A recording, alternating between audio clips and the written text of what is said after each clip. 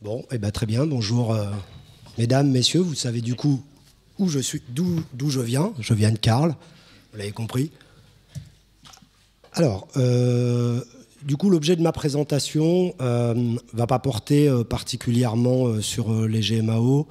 On va plutôt parler de maintenance et c'est plutôt en tant qu'acteur du coup, du milieu de la maintenance, en tant qu'éditeur de solutions de logiciels, de vous partager un peu notre vision sur les potentiels apports de l'intelligence artificielle et des objets connectés à la maintenance et des retours d'expérience, si tant est qu'en fonction des cas de figure, il y a des apports. Hein. Vous allez voir qu'on ne peut pas faire une généralité. Je ne vais pas vous dire sur le principe, les objets connectés et l'intelligence artificielle, c'est formidable dans la maintenance, dans tous les cas de figure. Donc je me présente rapidement, hein, effectivement je suis de la société Carl Software, donc je suis Youssef Miloudi et je m'occupe spécifiquement des technologies et de tout ce qui est recherche et innovation. Alors Carl, je vais le faire comme ça, je vais vous présenter Carl rapidement, ensuite je donnerai quelques généralités quand même sur la digitalisation, les IoT, pour expliquer pourquoi on en parle aujourd'hui, pourquoi on n'a pas parlé de ça il y a 10 ans, il y a 15 ans, il y a 20 ans, il y a 30 ans. Hein. C'est juste pour contextualiser. Je reviendrai un petit peu sur les technologies, mais pas trop. Vous avez vu des acteurs ce matin qui étaient plutôt sur les technologies de connexion, de capteurs. Et puis, je vous ferai un retour d'expérience sur ce qu'on fait, puisqu'on fait des expérimentations avec des utilisateurs. Je vous en ferai un en particulier, puisqu'on n'a pas le temps d'en faire beaucoup. Et puis, je vous donnerai éventuellement des perspectives qui pourraient être intéressantes pour certains industriels quand on parle de jumeaux numériques. Et puis après, j'espère qu'on aura le temps d'échanger surtout sur ces aspects-là. Alors, qui nous sommes ? Carl, donc un éditeur. Alors, on fait partie du groupe Berger-Levrault depuis 2018, depuis l'année dernière. Donc, Carl Software, éditeur historique de logiciels de gestion de maintenance historiquement, donc une start-up de 35 ans à peu près. Donc, c'était une start-up en 1985. Que dire ? En fait, que progressivement, en fait, notre métier est passé de gestion de maintenance à gestion d'équipement général. Et je pense que c'était vrai aussi pour Mobility Work. Au-delà de la maintenance, finalement, les outils qu'on appelle GMAO, sont les principaux outils qui possèdent la connaissance technique du parc. Voilà, si on va regarder dans une entreprise, l'outil de gestion ou la base de données qui contient la connaissance technique du parc, c'est principalement la GMAO. Alors on déborde un petit peu nous, puisqu'on est dans plusieurs secteurs d'activité, pas seulement le secteur industriel. Donc on peut s'intéresser à de la gestion technique du patrimoine ou ce genre de choses. Voilà, donc c'est à peu près 150 personnes. Carl, on est basé à Lyon, au nord de Lyon. Le groupe Berger-Levrault, c'est un groupe qui ne travaille pas que dans le secteur privé, qui est un groupe beaucoup plus ancien, puisque Berger-Levrault est l'une des plus vieilles sociétés de France, je crois qu'elle est fondée en 1460, mais qui travaille dans l'édition de solutions pour le secteur public, toujours de la gestion, mais plutôt gestion pour les administrations d'État, les collectivités territoriales. Et le rapprochement avec Carl, c'est parce que dans les collectivités territoriales, il y a en fait entre la gestion publique et privée, surtout autour des équipements techniques, beaucoup d'imbrication. Voilà pour dire en quelques éléments. Le chiffre d'affaires, 160 millions d'euros, 1700 personnes. Voilà. Alors maintenant, je vais plutôt parler de ce qu'on pourrait appeler l'industrie 4.0, mais déjà de tout ce qui est un peu marketing technologique actuel ou la grande tendance où on parle beaucoup de toutes ces technologies-là. Alors la première chose qui nous y emmène, vous voyez des chiffres. Prenez-les avec des pincettes, c'est des chiffres de cabinets d'études, mais la réalité des chiffres qui sont donnés par les cabinets d'études, en gros, c'est vous avez les chiffres de prospective, les chiffres du marché réellement, et puis les chiffres d'affaires des sociétés qui font ces marchés. Et souvent, il y a un ratio de 3 à 10 entre tous ces chiffres-là. Mais la tendance est réelle. En termes d'objets connectés, il y a effectivement déjà aujourd'hui beaucoup d'objets connectés, plusieurs milliards. Je pense que vous avez majoritairement des smartphones dans cette salle. C'est l'illustration concrète d'un objet connecté. On va être à plus de 50 milliards en 2020, d'après les chiffres, plus de 200 milliards. Ce que ça montre surtout, c'est que les technologies qui sont embarquées dans ces objets, finalement, coûtent de moins en moins cher. Plus on les produit à grande échelle, moins ils coûtent cher. Donc ça veut dire que finalement, ça va déborder. Évidemment, ça vient du monde grand public. Ça va déborder parce que les coûts sont moins élevés. Mais on l'a bien vu tout à l'heure avec la présentation de Marc-Antoine, c'est que ça va déborder aussi par les usages. Il n'y a pas de raison qu'on accepte d'avoir des objets très performants et plutôt adaptés, je ne veux pas dire intelligents, mais qui s'adaptent, qui sont de la connectivité dans nos usages de la vie quotidienne, et que quand on est dans le monde de l'entreprise, ce ne soit pas le cas.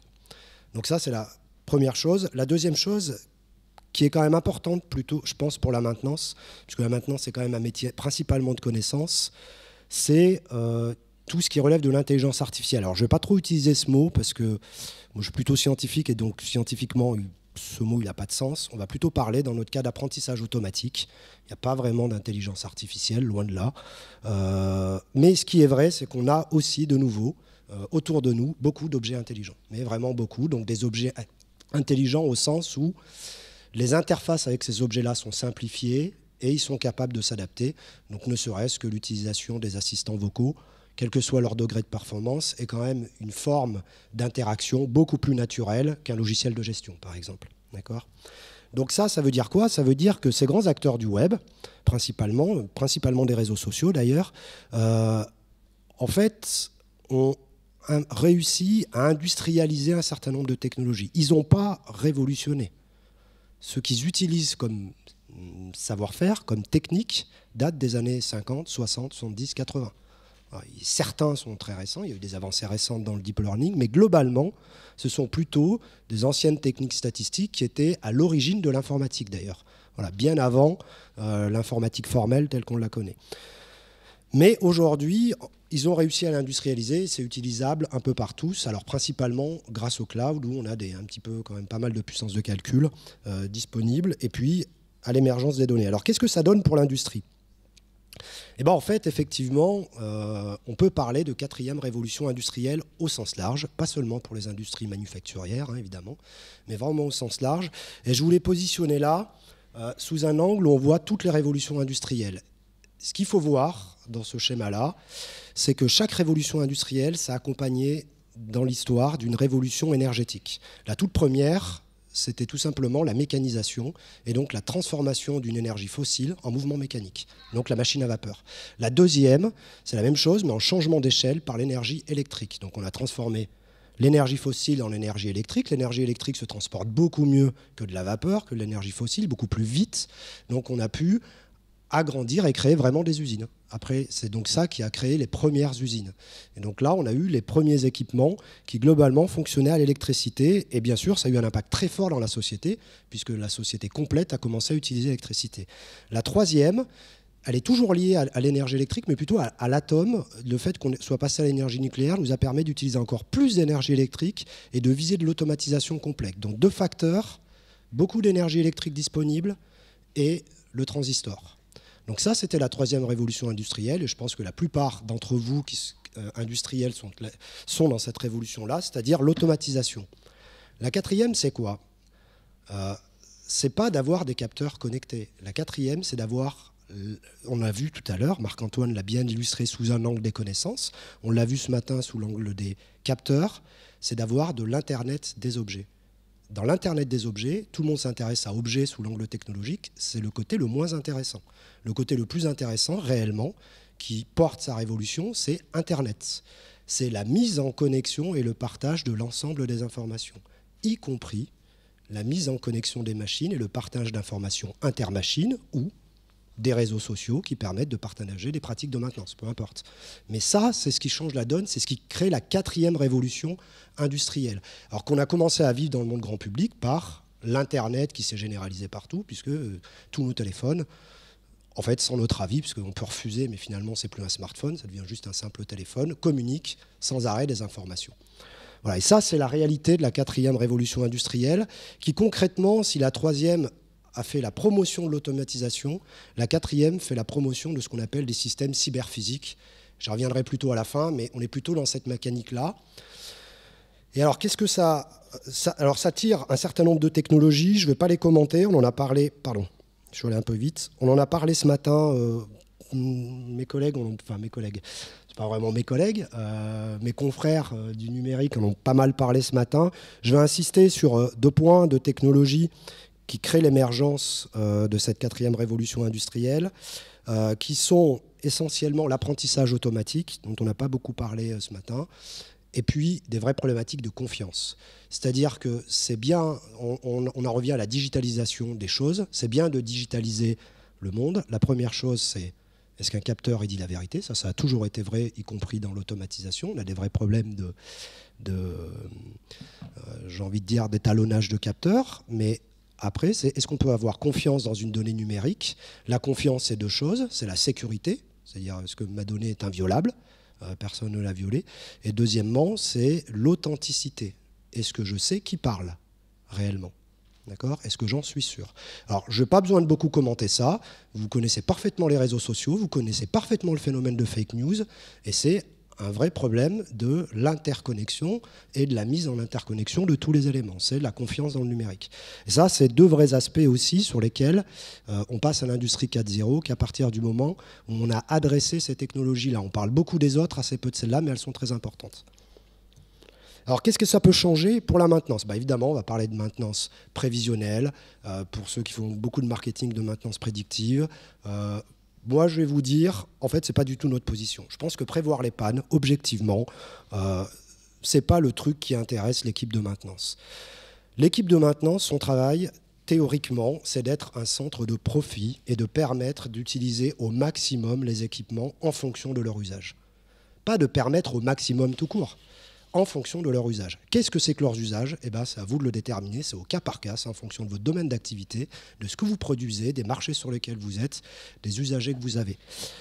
Et donc, cette prévision de panne, c'est une donnée intermédiaire. On pourrait donner toutes les belles courbes statistiques. Ce qui va compter, en fait, pour une équipe de maintenance, finalement, le vrai enjeu se situe plutôt là-dedans, c'est d'avoir une compréhension systémique, donc notre positionnement est plutôt là-dessus, sur une compréhension systémique et pas à l'organe près, mais de comment se comporte mon ensemble, de pouvoir prévoir les conséquences s'il y a un arrêt, s'il y a une panne, arrêt ou pas d'ailleurs, quelles seraient les conséquences, et bien sûr d'obtenir des recommandations. Dit autrement, si les GMAO c'était d'abord de la gestion de maintenance, puis ensuite assisté par ordinateur, là, on est en train de parler d'assistant de maintenance numérique. Voilà, si je devais faire simple, ça revient à ça. Et donc, c'est assister la maintenance et donc l'assister par rapport de connaissances et par recommandation.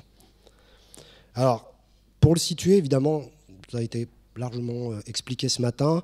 Les grands apports, quand même, les premiers bénéfices de la maintenance prévisionnelle, ça va être d'éviter le systématisme et donc d'optimiser les coûts. Mais si on le voit que comme ça, on reste quand même, on n'arrivera pas à convaincre les gens que la maintenance, c'est pas un centre, c'est un centre de profit. En fait, il faut arriver à quand même le mettre sous d'autres axes. Donc là, je vous ai pas fait la représentation multi-axes où on parle aussi de la contribution du fonctionnement de l'équipement et donc de la maintenance qu'on y fait à la qualité, à la flexibilité du moyen de production ou à la flexibilité du moyen de transport, de l'hôpital, etc. D'accord ? Donc les principaux bénéfices. Et donc, il faut regarder ces bénéfices comme étant les principales raisons qui pourraient vous pousser à faire ça. Voilà. C'est d'abord, évidemment, de réduire, je ne parle pas des premiers éléments sur les coûts, c'est de travailler la consommation d'énergie. Ça, effectivement, quand on n'utilise pas ce type d'outils prévisionnels, essayer d'optimiser la consommation d'énergie seulement par de la maintenance ou de la configuration, ça devient compliqué. Quand on le fait en moyenne, on arrive à 20% d'économie d'énergie. C'est d'augmenter les connaissances et d'améliorer quand même la sécurité des équipes de maintenance, parce que ce n'est pas anodin. Et surtout de répondre, si on parle d'industrie 4.0, qui est quand même le principal paradigme de l'industrie 4.0, c'est de répondre aux besoins de flexibilité du moyen de production. Et quand je parle de besoin de flexibilité, c'est au sens propre. Donc si vous regardez, je n'ai pas le temps de l'expliquer là, parce que on fait pas, mon sujet n'est pas seulement sur l'industrie 4.0, mais si vous allez voir ce que fait, par exemple, ce que propose Peugeot en perspective, c'est ils fabriquent des usines, et leur usine, c'est des petits silos où ils fabriquent la voiture sur un poste de travail complet, sur un seul petit silo. Ce n'est pas une ligne de production. C'est ça la flexibilité. C'est que j'ai plein de petits silos, et ce petit silo, un jour, il peut me faire une voiture de telle couleur, paramétrée comme ça. 5 minutes après, il m'en fait une différente. Alors évidemment, ça utilise plein de techniques derrière. Il y a beaucoup de technologies qui sont tirées qui sont nécessaires à l'industrie 4.0, de fabrication additive, etc. Mais ce que ça implique, si on fait ça, c'est pour la flexibilité. Imaginez pour l'équipe de maintenance ce que ça veut dire. La maintenance systématique, elle n'a plus de sens. Quand on va produire au gré de la commande, on ne peut plus dire « Ah non, mais j'ai prévu de faire ma maintenance toutes les 1000 heures ou toutes les X temps ». Non, il va falloir s'adapter à ce cycle-là. Voilà, donc quand on a des besoins de flexibilité, évidemment, basculer dans des logiques que je vais présenter a un sens. Alors pour le faire, effectivement, il y a des questions technologiques. La première chose, c'est qu'il faut avoir un technicien en permanence autour de la machine. Alors évidemment, on ne peut pas avoir un technicien en permanence autour de la machine, parce que c'est trop coûteux, et puis c'est pas intéressant pour lui. Il faut quand même dire ce qui est. Donc qu'est-ce qu'on va faire? On va observer. Alors pour observer, on va commencer par mesurer. Je sépare bien mesurer et observer, de la même façon qu'après, je vous séparerai bien la causalité et la corrélation, qui sont quand même deux choses différentes. Donc on va chercher à observer, et donc la première chose, c'est on va mesurer. Donc on va mettre des capteurs de différentes technologies. Je ne vais pas en reparler, il y a des technologies radio, si on avait besoin de flexibilité de déploiement. Si jamais on a déjà une chaîne automatisée, mes confrères ont déjà présenté des choses ce matin, il y en a d'autres. Ce qui est vrai, c'est qu'aujourd'hui, il n'y a pas d'interopérabilité. Donc nous, en tant qu'acteurs du numérique, qui fournissons plutôt la solution métier et pas du tout la solution technologique, eh bien en fait, ce qu'on fait aujourd'hui, c'est qu'on essaye de gérer l'interopérabilité à notre niveau. Voilà. On la prend en charge en disant, quels que soient les capteurs, les technologies que vous avez, on va essayer de faire l'hybridation.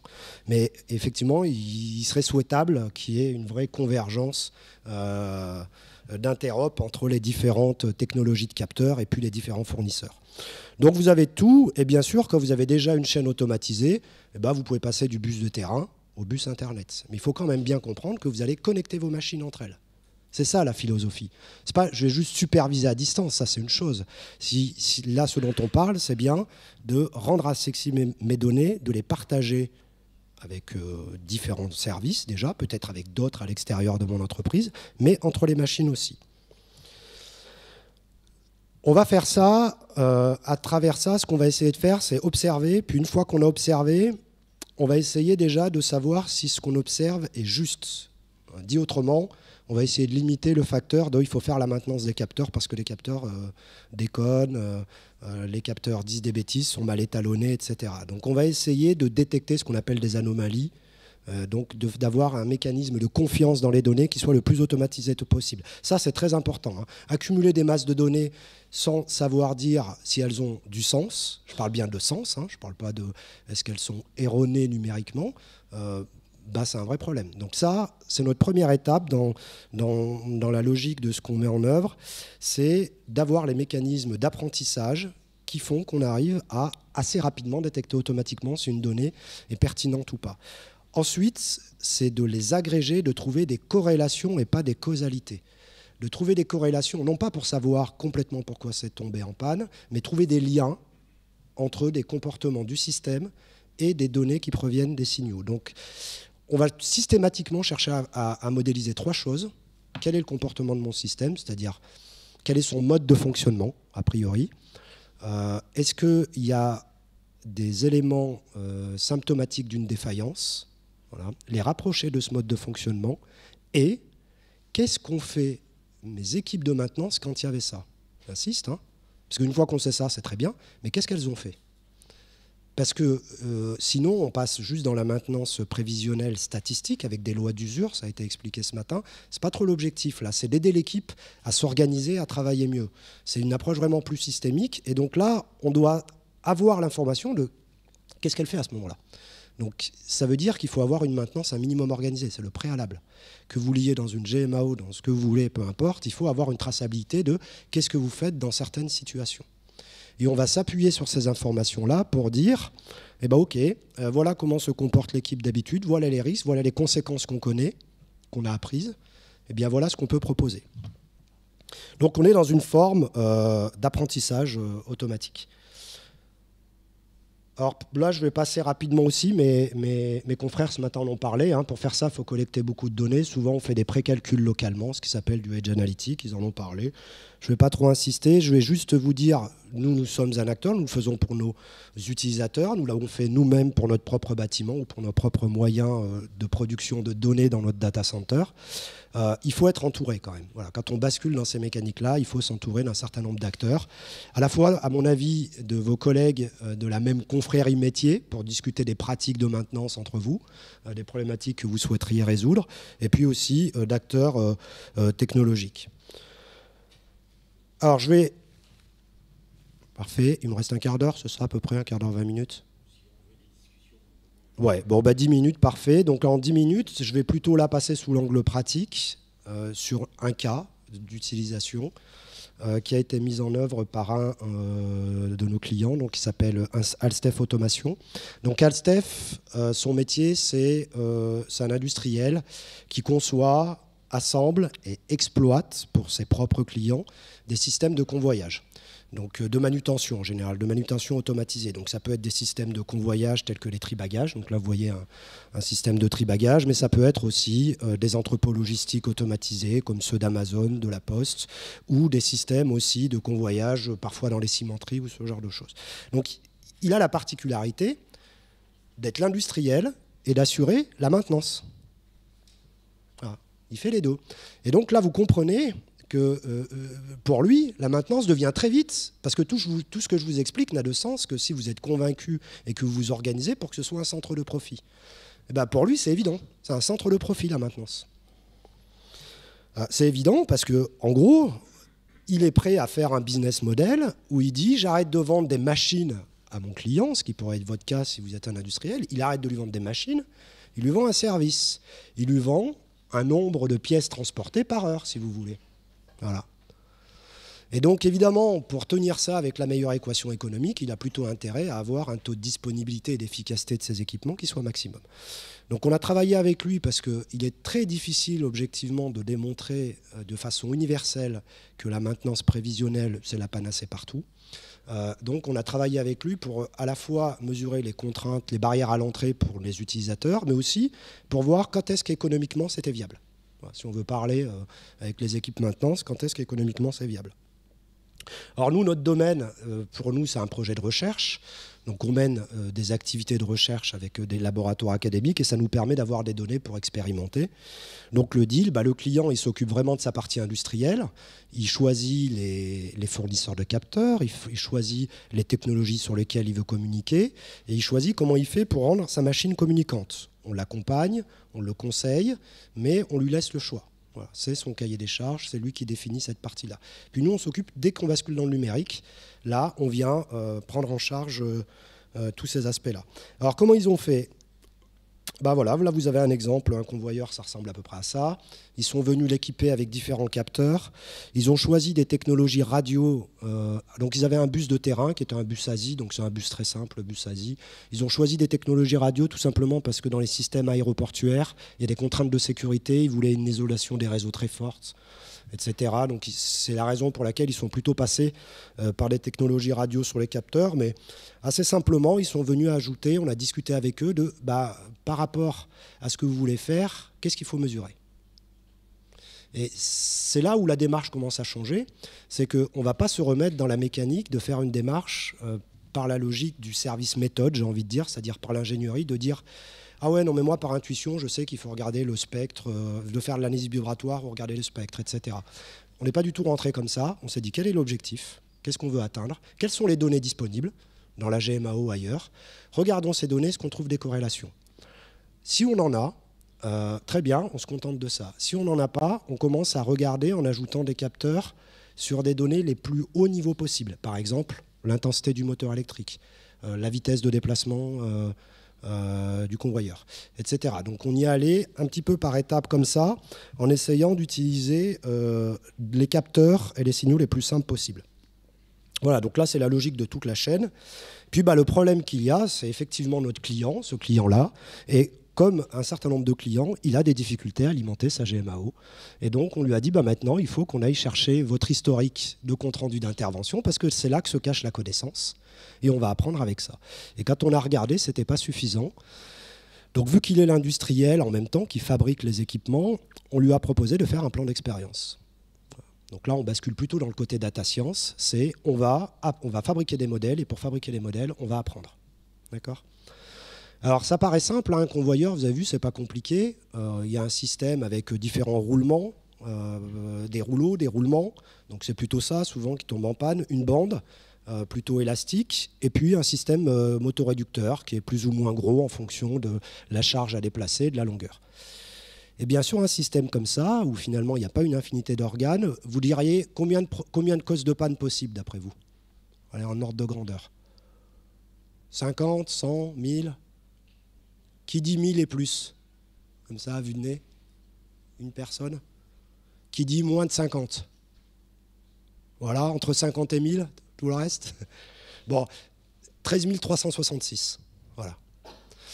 Alors, bien sûr, ça part de l'AMDEC, hein, 13 366. Alors pourquoi? Parce qu'une cause de panne, c'est une combinaison de je suis en train de l'utiliser de telle manière, il y a tel défaut, il y a telle condition environnementale autour. On parle bien d'un équipement réel, d'un individu réel, hein, au sens propre, qui est à un endroit précis, qui n'est donc pas équivalent s'il était là à celui qui est à côté. On ne parle pas d'un clone. On ne parle pas de la norme qui est donnée par le constructeur à l'usine. On ne parle pas des métriques et des tableaux standards. On parle bien d'un individu précis. C'est ce qu'on cherche à faire. Du coup, on ne cherche pas de la causalité, on cherche bien des corrélations dans un contexte réel. C'est le sens de l'observation.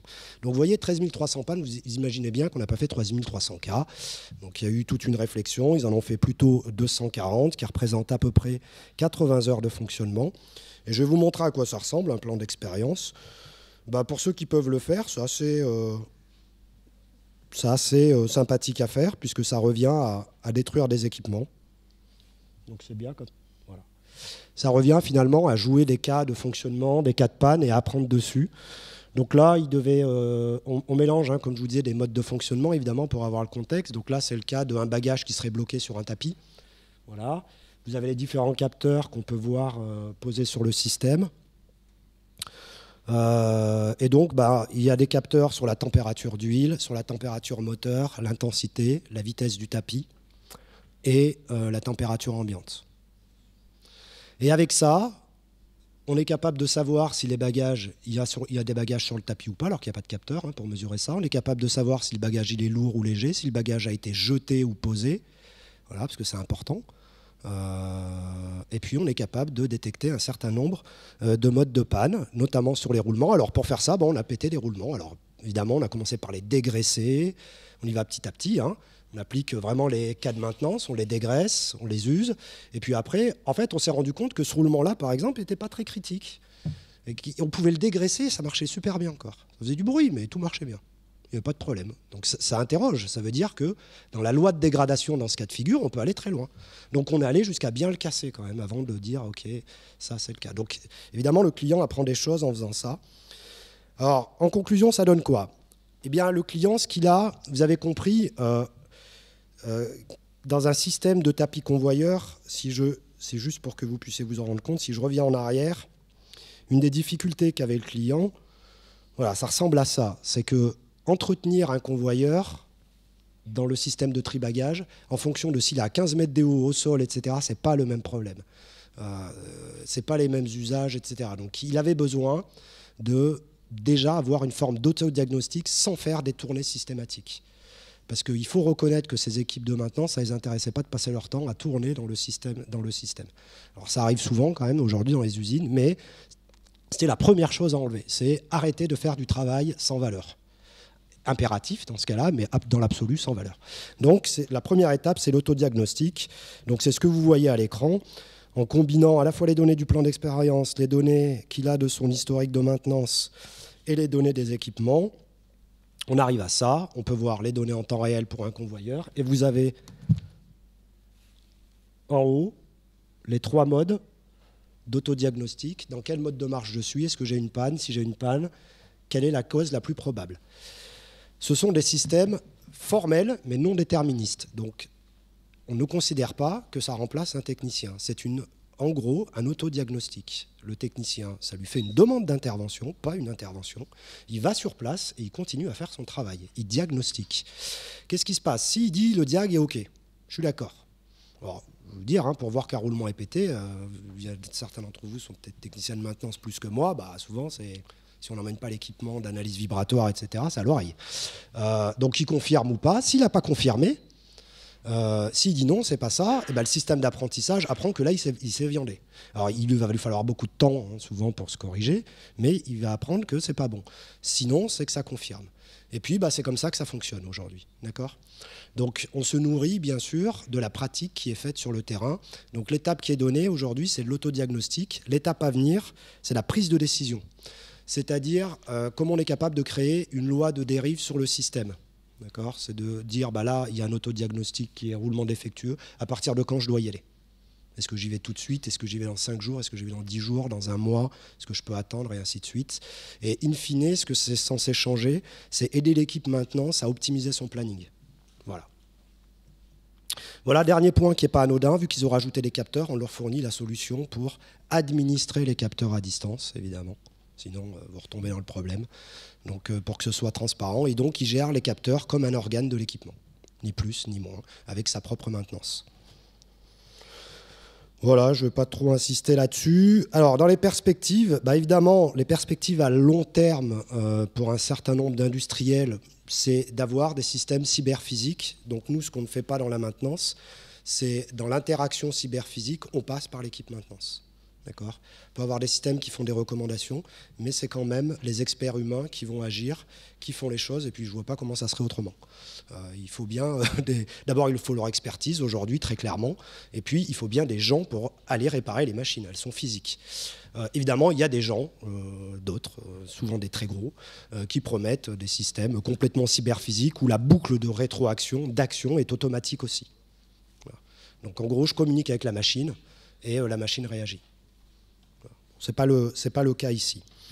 Et puis voilà. J'en reste là. Donc si vous avez des questions. C'est super. Des questions ? Alors c'est vrai qu'on s'éloigne un petit peu de GMAO classique. Hein. On est un petit peu en prospective. Hein. Moi j'avais une question par rapport au... Qu'est-ce que j'ai mis ? Moteur de règle. Vous utilisez quoi ? Alors, du coup, dans l'absolu, il n'y a pas exactement un moteur de règle au sens où on l'entend, parce que dans le schéma, j'ai mis moteur de règle, effectivement. On utilise deux choses. On utilise des logiques de traitement statistique de données. Donc là, c'est des logiques statistiques formelles, déterministes. Et ensuite, pour trouver... Donc ça, c'est pour trouver des corrélations. Donc ça marche assez bien dans ce cas de figure. Je tiens à dire quand même qu'on ne peut pas en faire une règle générale. Il y a certainement des cas de figure où on ne trouverait pas de corrélation. Il faut quand même l'avoir à l'esprit. Hein. Ceux qui vous vendent qu'avec des données, vous aurez tout, ça dépend. Il y a peut-être des cas où on ne trouvera pas la corrélation. Et après, effectivement, pour arriver à faire des autodiagnostics, etc., on utilise plutôt des techniques d'apprentissage automatique. Là, plutôt des techniques d'apprentissage automatique explicables, donc plutôt statistiques. Donc, par exemple, on n'utilise pas de deep learning, etc. On n'utilise que des techniques qu'on sait expliquer. Donc, pour te répondre précisément, Karim, c'est soit des forêts aléatoires. Grosso modo, tout ce qui est dans le champ des statistiques correspond aux forêts aléatoires ou aux arbres de décision. Voilà. Oui, parce que moi, je continue à aborder ces approches système expert, entre autres, hein, parce que pédagogiquement, c'est quand même très intéressant quand on parle du NAMDEC. Finalement, l'AMDEC, ça prépare la base de connaissances du système. Ouais. Et ce que j'ai bien aimé, c'est que tu as bien dit, ce sont des systèmes d'aide au diagnostic et non pas des systèmes de diagnostic. Et la différence est très très importante. C'est toujours l'homme qui, au final, prendra la décision. Alors évidemment, où vont parce qu'on a toujours en tête ces histoires d'optimisation et de disponibilité. Où est-ce que ça va intervenir, cette partie aide au diagnostic ? Tout simplement, lorsqu'on fait l'analyse du temps d'arrêt, la première étape, c'est déjà détecter la défaillance. Une défaillance, c'est quoi ? C'est une altération ou une cessation. Une cessation, c'est facile, mais une altération de la fonction, il vaut mieux le voir suffisamment tôt et non pas quand il commence à y avoir un défaut produit. Donc, c'est la première étape. Et puis ensuite arrive l'aide au diagnostic. L'étape d'après, c'est pas pour faire le lien avec ce que tu vas dire plus tard, c'est la documentation. Est-ce qu'elle est à jour ? Je ne parle pas celle qui est dans le tiroir du chef. Hein. Je parle celle qui est dans l'armoire. Quand on dit, on envoie l'apprenti, tu vas chercher le schéma, il est là-bas, il se rend compte que c'est pas le bon. Bon, c'est du vécu. Donc ça aussi, l'aspect documentaire, on a quand même sacrément évolué. Aujourd'hui, on a à disposition du numérique. Alors le numérique aussi, attention, un support CD, ce n'est pas éternel. Hein.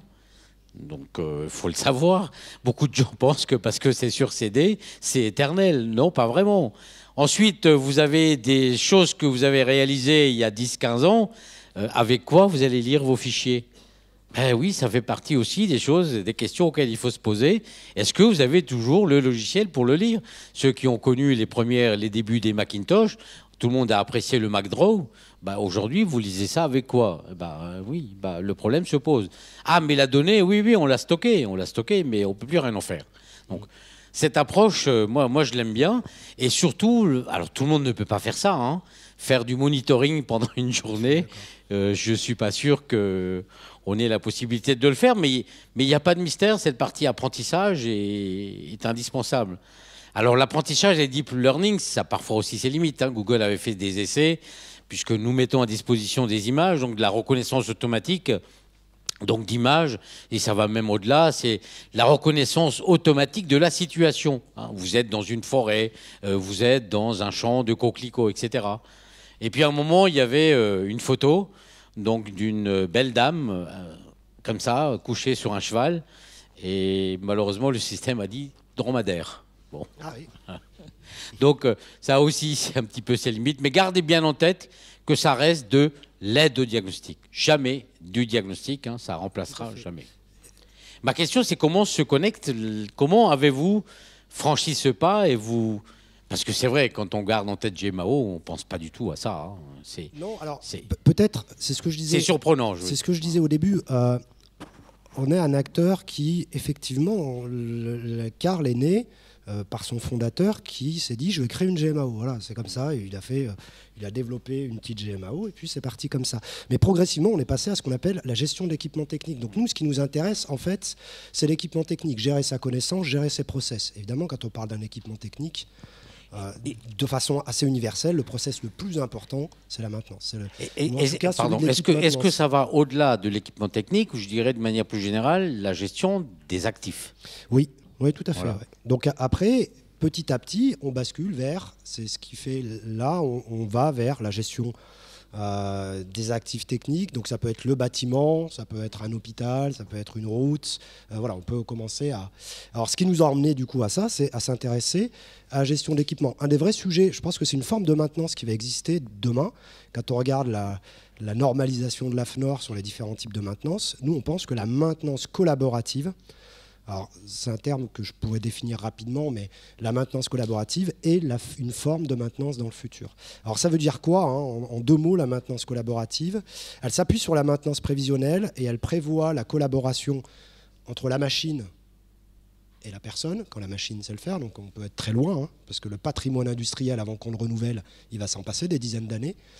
Mais elle implique aussi, quand c'est possible, une collaboration intermachine. Je vais vous donner une explication assez simple. Vous avez deux machines qui se suivent. Vous avez une machine qui constate qu'elle a un problème. D'accord? Donc là, son autodiagnostic lui dit un truc. Elle peut, en fait, en déduire que c'est à cause de la machine précédente qui avait un problème. Voilà, et ainsi de suite. Voilà, c'est ça la maintenance collaborative. Donc c'est de trouver cette fois-ci des causalités, ce qui est bien plus dur que des corrélations. Des causalités justes, hein, au sens propre, et de trouver des causalités et de prévoir cette forme de coopération. Voilà. Oui, avec les évolutions des capteurs, on commence à voir arriver, alors je ne sais plus s'il est dans cette salle, oui, il est là, on commence à voir arriver des machines outils qui sont prééquipées. Hein. Bon. Et après, on revient toujours à la même question, quelle langue? Il n'y a pas de normes numériques, donc chacun s'exprime dans sa langue. Donc si on ne se comprend pas, on ne se comprend pas, hein. Même si on parle, oui, je parle, sauf que tu ne me comprends pas. Bon. Mais je parle. Donc oui, mais on va aller forcément vers des solutions de ce type-là. Il y a de très belles vidéos qui traînent, hein, chez Peugeot, l'usine du futur. Bon, ouais, c'est magnifique, c'est joli à voir. Mais j'avais posé un jour une question, on fait quoi s'il n'y a plus de réseau? Vous avez un plan B? Ben, c'est comme si j'avais dit une bêtise. Hein. Non, il n'y a pas de plan B. Non, il n'y a jamais de perte de réseau. Mais non, mais c'est la réalité. Non, mais tu poses une bonne question, mais prenons le problème, oublions l'industrie. Si aujourd'hui, les opérateurs téléphoniques, imaginez là, on les éteint tous, là. Oui. Bah, c'est fini pour beaucoup de monde, là. Déjà pour nous, parce qu'on est tous assez connectés. Oui. Voilà. Mais ça va être le même problème. Mais du coup, c'est ce que je disais tout à l'heure. Ça pose... Les vraies questions, c'est, retenez bien dans la logique de l'industrie 4.0, le facteur le plus fort, c'est la question d'Internet des objets. Et donc d'Internet des usines, et ainsi de suite. On est plus dans des problématiques d'échange et de collaboration, dans le fond, que dans les problématiques d'intelligence ou de technologie pure et dure. Voilà, donc ça implique. Voilà, donc c'est pas du tout que je suis contre le numérique, mais il faut l'avoir en tête. C'est vite fait, un tractopelle qui vous arrache une fibre ou un câble. C'est arrivé à tout le monde. Bon, ça arrive. Et on fait quoi? L'usine s'arrête? Oui, c'est voilà, ce que j'ai dit, c'est de l'énergie. C'est comme si on simplement coupait l'électricité. Il faut prévoir le plan B. On fait quoi? Ouais. Parfait, on a juste un petit peu de retard, mais merci beaucoup. Je sais pas, il n'y a pas d'autres questions? Non, bien. Bah, de toute façon, il est encore là. Benoît? Merci.